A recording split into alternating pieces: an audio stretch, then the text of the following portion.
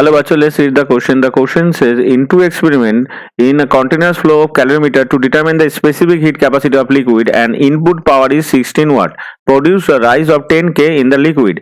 When the power has doubled, the same rise of temperature was achieved by making the rate of flow of liquid 3 times faster.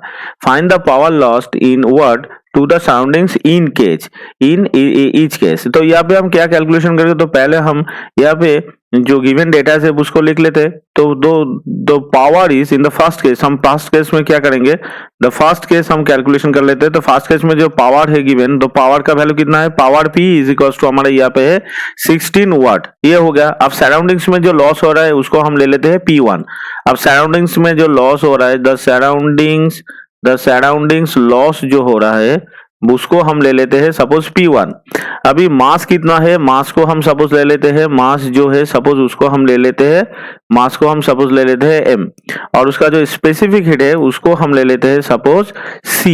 अब क्या है, heat gain जो करेगा, जो heat gain होगा या फिर हम हीट चेंज कह सकते हैं, द हीट चेंज यहाँ पे तो राइज है तो हीट गेन ही करेगा, उसका वैल्यू होगा MC डेल्टा टी। यहाँ पे डेल्टा टी हो जाएगा चेंज इन टेम्परेचर। तो इसका जो कैलकुलेशन में इसका जो वैल्यू आएगा वो आ जाएगा हमारा P माइनस P1 पर सेकेंड या पर यूनिट टाइम, हम इसको कह सकते हैं पर यूनिट टाइम। ये पर यूनिट टाइम में इतना ही हीट चेंज होगा, या फिर हम कह सकते हैं या फिर इतना हीट राइज होगा।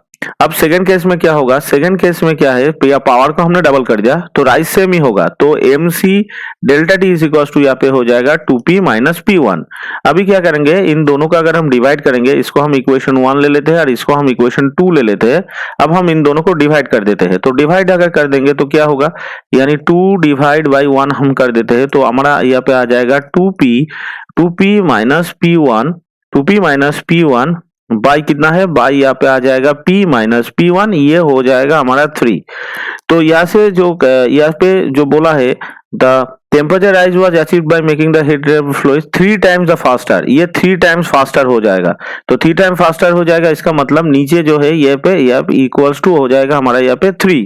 सो इसको अगर हम कैलकुलेशन करेंगे तो क्या आएगा, ये आ जाएगा 3P minus P1 is equals to 2P minus P1, यानी कि यहाँ से कैलकुलेशन होकर P1 का जो वैल्यू आएगा वो कितना आएगा। सो यहाँ पे हमारा आ रहा है P इज इक्वल्स टू, तो यहाँ से ये हो जाता है 3P, इसको हमने गलत लिखा, 3P माइनस 3P हो जाएगा या 3P1।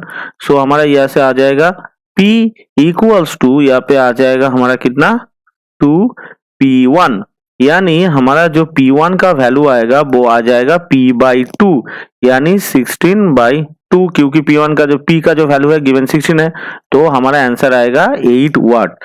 So the power lost in watt into the soundings in each case होगा 8 वाट। सो हमारा आंसर आएगा 8 watt. Hope you all understood it well. Best of luck, thank you.